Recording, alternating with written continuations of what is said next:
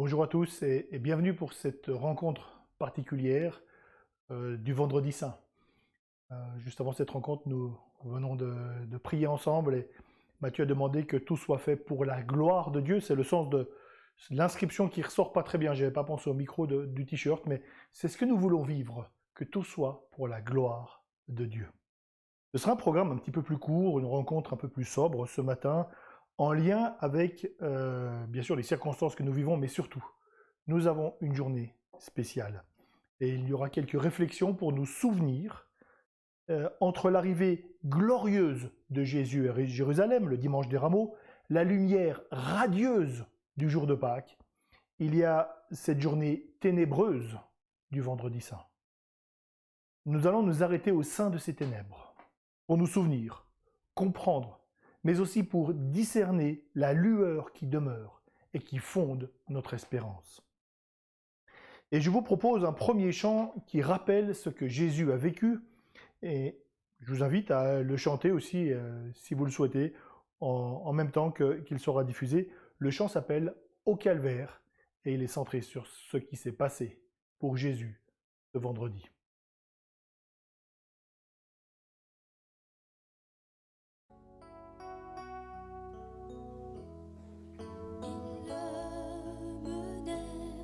Comme un brigand hors de la ville qu'il aimait, ils le clouèrent de coups violents, lui qui annonçait la paix. Il s'est livré, il n'a rien dit en agonie souffrant. Le sang coulant du calvaire répandait sur nos cœurs. Oh, les chagrins et misères purifie le pécheur. Alors sa tête il a baissé, voici tout est accompli.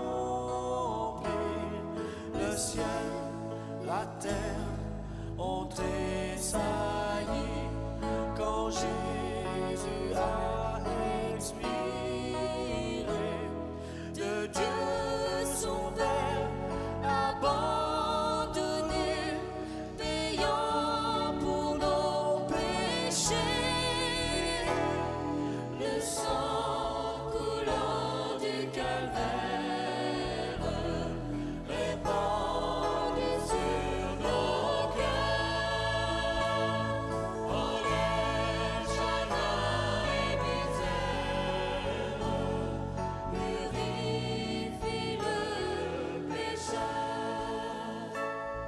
Comment comprendre amour si grand, se donnant de lui-même,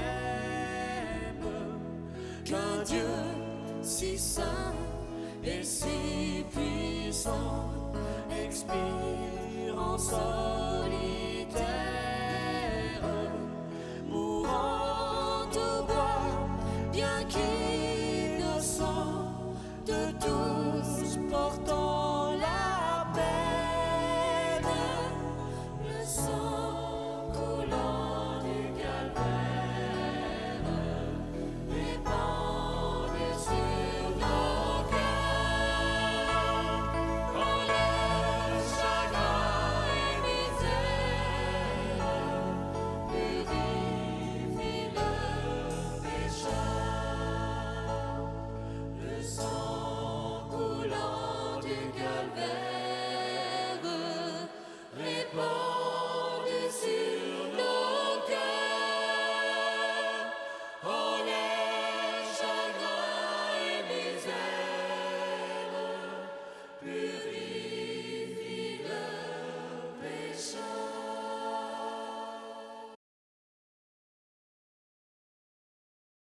Je vous invite à la prière. Merci pour ce cette vie offerte, ce don, ce sacrifice. Merci, notre Dieu, de pouvoir être au bénéfice de cette vie offerte et au bénéfice de Christ qui a choisi de donner sa vie pour les siens. Merci parce que ce matin, nous pouvons regarder aussi à toi et cela est un privilège. Amen.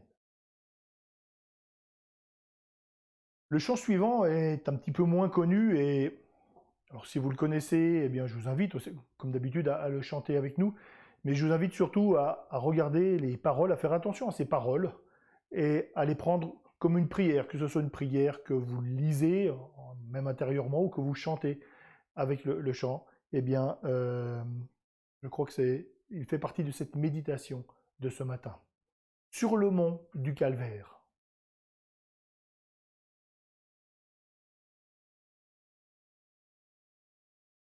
Le mont du Calvaire, il était une croix où Jésus souffrit tant de douleur. Oui, c'est là qu'il mourut sur cet infâme bois pour sauver le plus vil des pécheurs. Cette croix me sera toujours chère. Elle est gloire et victoire pour moi. Et par elle, en la maison du Père, la couronne est offerte à ma foi. M'appuyant avec foi sur la croix de Jésus, son opprobre je veux le porter. Jusqu'au jour bienheureux où parmi les élus, dans le ciel je pourrai l'exalter. Cette croix me sera toujours chère. Elle est gloire et victoire pour moi. Et par elle, en la maison du Père, la couronne est offerte à ma foi. Cette croix. Nous prions. Nous avons, notre Père, ce désir de regarder à Christ, et je prie pour que ton esprit nous éclaire, qu'il illumine nos pensées, notre intelligence, pour comprendre les événements de cette journée unique dans l'histoire, pour que nous ne la banalisions pas, mais pour que tu nous parles, tu nous touches et tu nous émerveilles. Amen. Nous allons donc revenir à cet événement historique, à ce qui s'est réellement passé à travers l'évangile de Jean. Après le dernier repas avec ses disciples, Jésus sort de la maison où ils étaient réunis, il traverse le torrent du Cédron à Jérusalem et se rend dans le jardin de Gethsémani. Jésus prie. Judas connaissait bien cet endroit. Il guide une troupe de soldats romains et de gardes juifs. Jésus est arrêté. Les disciples s'enfuient. Jésus est condamné à la fois par un tribunal juif et par l'autorité romaine, après un simulacre de procès. Au moment où nous commençons notre lecture, les chefs des prêtres font pression sur Pilate pour que Jésus soit condamné à mort. Et nous lisons donc la suite, un texte assez long finalement, mais qui rappelle bien les événements de cette journée dans l'évangile de Jean, à partir au chapitre 19 et à partir du verset 16. Jean 19, 16. Alors il leur livra pour qu'il soit crucifié. Ils prirent donc Jésus et l'emmenèrent. Jésus, portant sa croix, sortit de la ville pour aller vers l'endroit appelé le Crâne, qui se dit en hébreu Golgotha. C'est là qu'ils le crucifièrent, et avec lui 2 autres, un de chaque côté, et Jésus au milieu. Pilate rédigea aussi un écriteau qu'il plaça sur la croix. Il y était écrit « Jésus de Nazareth, le roi des Juifs ». Beaucoup de Juifs lurent cette inscription parce que l'endroit où Jésus fut crucifié était près de la ville. Elle était écrite en hébreu, en grec et en latin. Les chefs des prêtres des Juifs dirent à Pilate, « N'écris pas le roi des Juifs, mais plutôt cet homme a dit, je suis le roi des Juifs. » Pilate répondit, « Ce que j'ai écrit, je l'ai écrit. » Après avoir crucifié Jésus, les soldats prirent ses vêtements et en firent 4 parts, une pour chaque soldat. Ils prirent aussi sa tunique, qui était sans couture, d'une seule pièce, depuis le haut jusqu'en bas. Ils se dirent entre eux, « Ne la déchirons pas, mais tirons au sort pour savoir à qui elle sera. » C'est ainsi que s'accomplit cette parole de l'Écriture. Ils se sont partagés mes vêtements, et ils ont tiré au sort mon habit. Voilà ce que firent les soldats.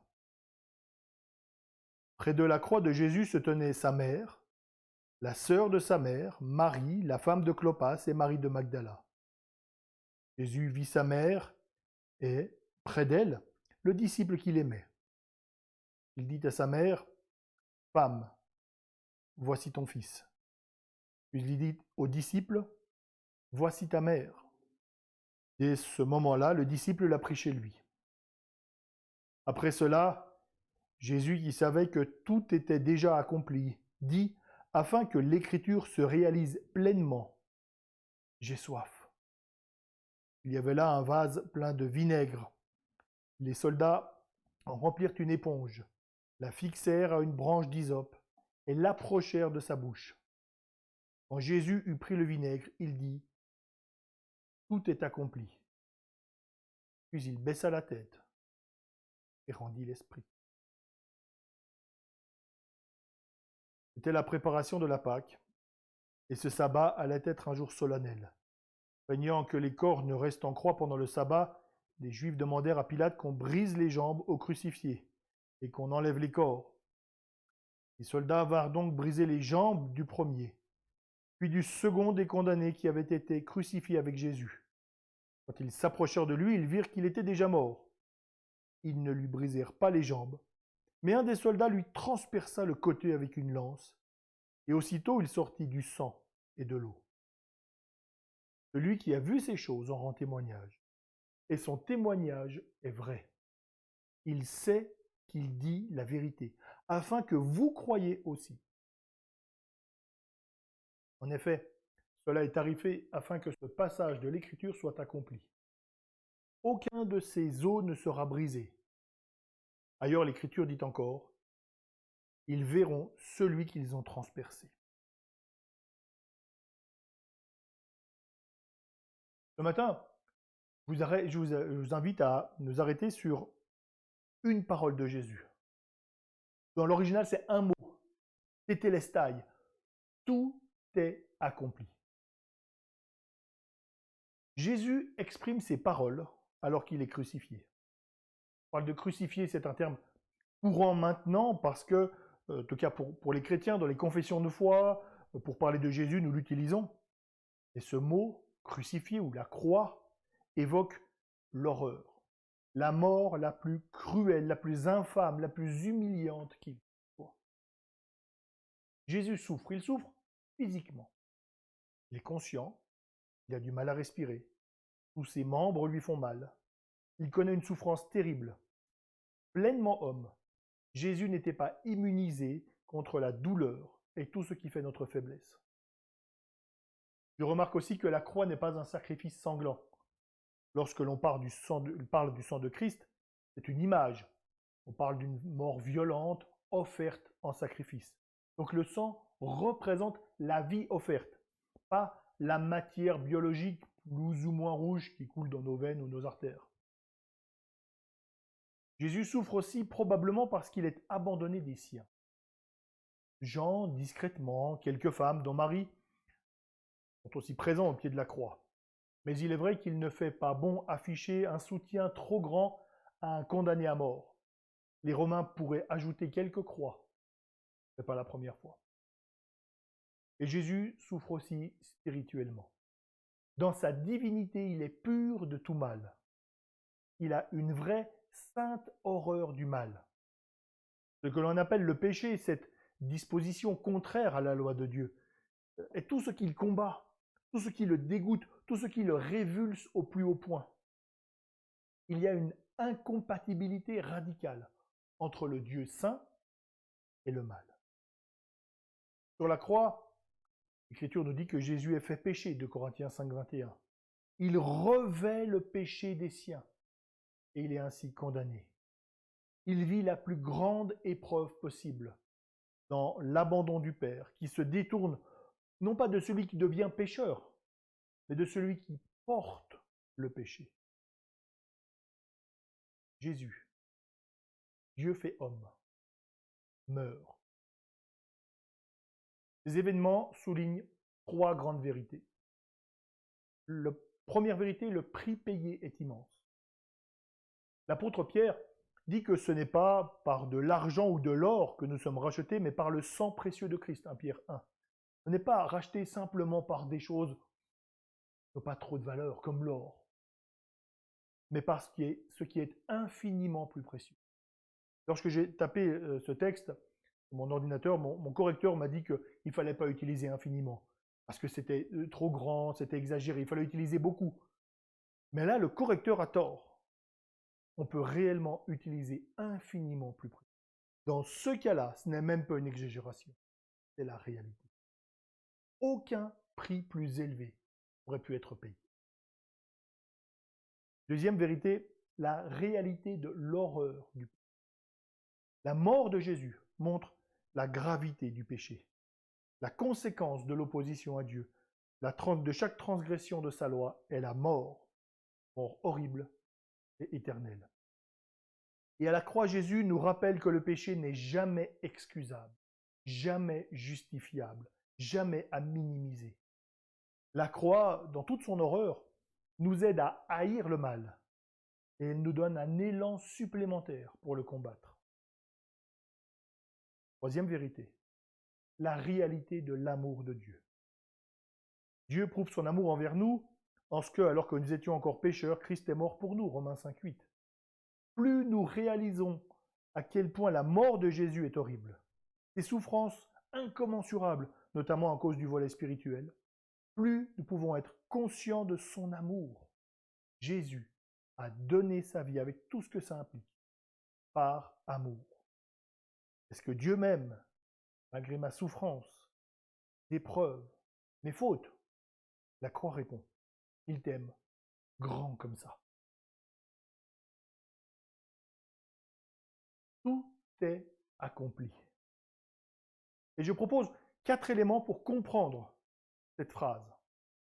D'abord, Jésus a accompli sa mission. Il achève, il mène à son but, il vient finir ce qu'il était venu réaliser. Jésus est venu, il est né pour mourir. C'était le but et il l'a parfaitement atteint. Deuxième élément accompli par Jésus, Jésus révèle le Père. Jésus, Dieu fait homme, Jésus, Dieu le Fils, deuxième personne de la Trinité, Jésus est venu révéler le Dieu invisible. C'est la révélation par excellence de qui est notre Dieu. Jésus montre la personne et l'amour du Père. Et il va même plus loin. Il accomplit l'amour du Père, c'est-à-dire qu'il traduit cet amour en acte. L'amour de Dieu n'est pas théorique, il est réel. L'accomplissement réalisé par Jésus permet à cet amour de ne pas être un sentiment, quelque chose dans le vide, mais c'est un acte de volonté qui se traduit concrètement et qui donne le meilleur possible à des personnes qui sont l'objet de son amour. Troisième réalité, c'est que Jésus accomplit les promesses de l'Ancien Testament. Alors, il serait trop long de tout détailler, je ne relève que quelques éléments. D'abord, ce texte de Genèse 3,15.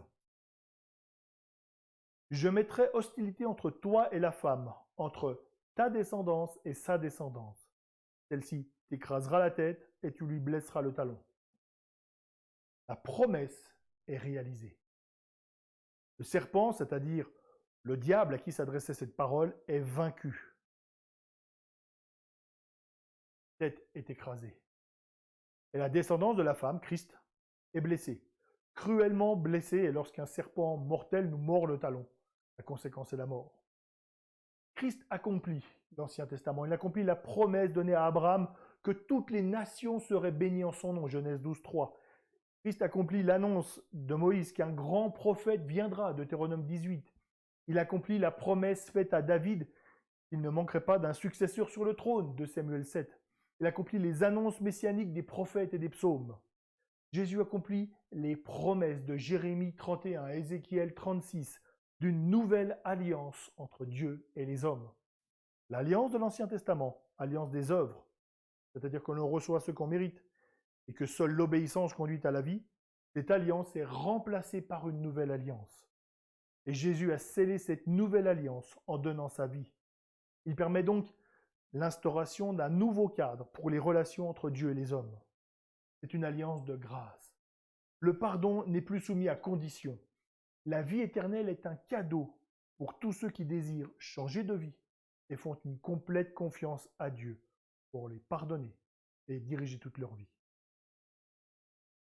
Quatrième accomplissement, Jésus accomplit les sacrifices de l'Ancien Testament. Il accomplit même parfaitement toute la loi. Il obéit parfaitement à toutes ses exigences. Mais on va se concentrer quelques instants sur les sacrifices. Dans l'Ancien Testament, les sacrifices sont offerts, mais ils ne purifient que superficiellement. Toutes les années, au grand jour des expiations, il fallait suivre tout un rituel pour le pardon du peuple. Et vous avez ça dans le livre du Lévitique au chapitre 16. Mais la répétition année après année de ce rituel montre à quel point les sacrifices sont limités. Jésus est venu. Il a offert sa vie une fois pour toutes. Il subit la justice du Père, le juste châtiment pour nos fautes. Il subit la sanction pénale à la place des siens. Jésus meurt à notre place. Il accomplit la parfaite justice de Dieu. Il accomplit aussi son plan de salut, alliant justice de Dieu et salut de tous ceux qui se confient en lui. Et les vérités ont des implications pour nous, aujourd'hui. Et j'en note 5. Première implication, le vendredi saint nous rappelle à quel point Dieu aime ses enfants. Je l'ai déjà dit, mais en ces temps difficiles, parfois douloureux, ne laissons pas de place au doute. L'amour de Dieu est une réalité indiscutable. Deuxième implication, le pardon de Dieu est aussi une réalité indiscutable. Souligner à quel point le sacrifice de Jésus est grand, ses souffrances réelles, sa mort un prix inimaginable payé. Tout cela démontre bien sûr l'amour de Dieu, mais aussi son pardon. C'est parce qu'il y a un si grand prix qui est payé que tous les péchés de tous ceux qui viennent à Dieu peuvent être pardonnés. Si vous êtes enfant de Dieu, rejetez toutes les accusations. Tout est accompli. C'est payé. Jésus l'a fait pour moi. L'accusation s'effondre. La peine est déjà purgée. La dette est réglée. Il ne reste rien. Troisième élément, nous faisons partie de la famille de Dieu. Et là, on va lire un texte dans le Nouveau Testament, en Galates, chapitre 4. Mais lorsque le moment est vraiment venu, Dieu a envoyé son Fils, né d'une femme, né sous la loi, pour racheter ceux qui étaient sous la loi, afin que nous recevions le statut d'enfant adoptif. Et je précise ici donc, que d'après la loi romaine, un enfant naturel pouvait être renié, c'est-à-dire perdre son statut, mais ce n'est pas le cas pour un enfant adoptif.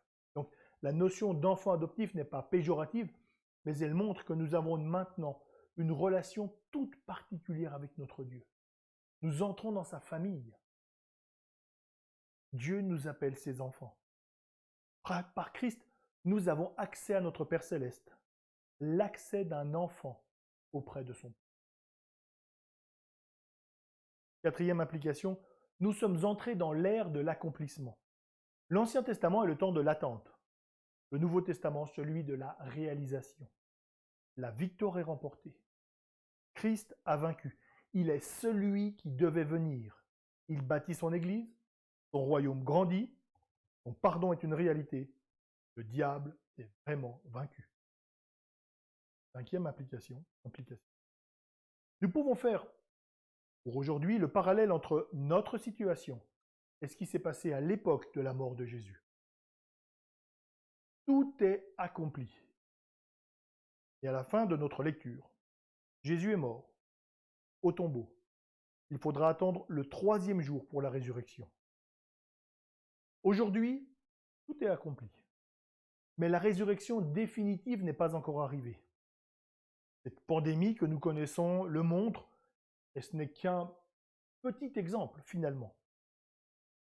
Nos souffrances, nos échecs, nos péchés nous rappellent que tout n'est pas encore pleinement réalisé.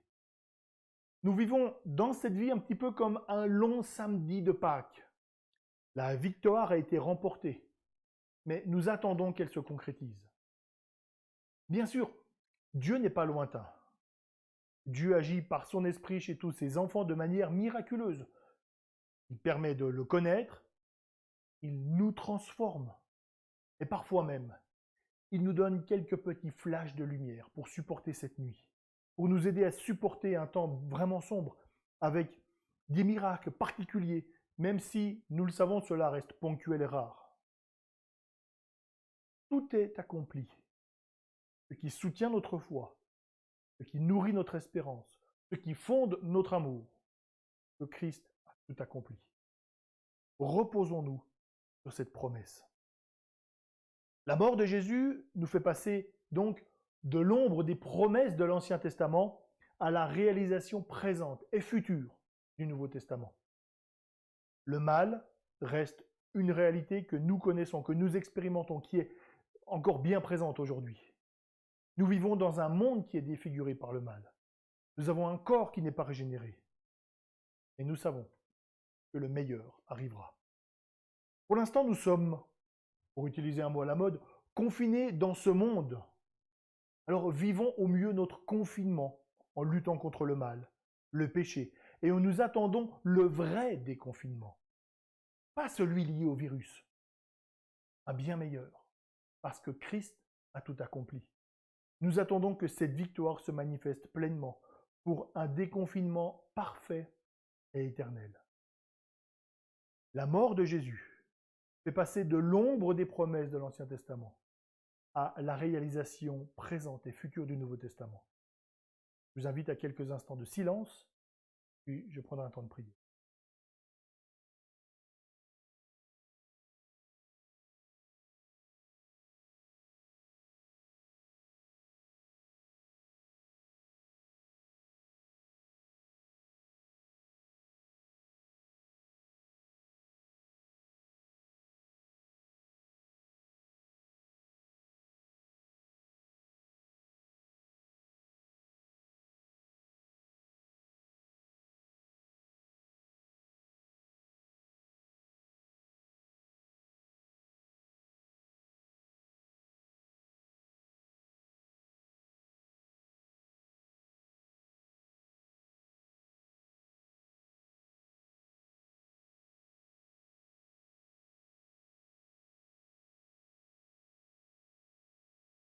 Merci Père, que Jésus a accompli. Merci pour la parfaite réalisation. Merci pour cet amour qui a motivé cette réalisation. Merci parce que nous ne méritons pas un si grand cadeau. Merci pour le prix par Jésus. Donne-nous de toujours mieux réaliser ce qui s'est passé ce vendredi, cette mort sur la croix, pour que nous puissions mieux en comprendre les implications et mieux nous réjouir de cette résurrection le dimanche de Pâques. Amen.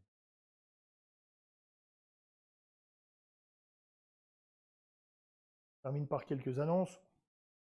Une fois vous avez envie de creuser le thème, le livre La croix de Jésus-Christ par John Stott est vraiment excellent.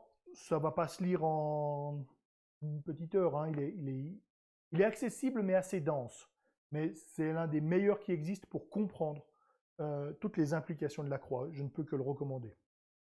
Et puis, donc n'oubliez pas, dimanche, rendez-vous spécial.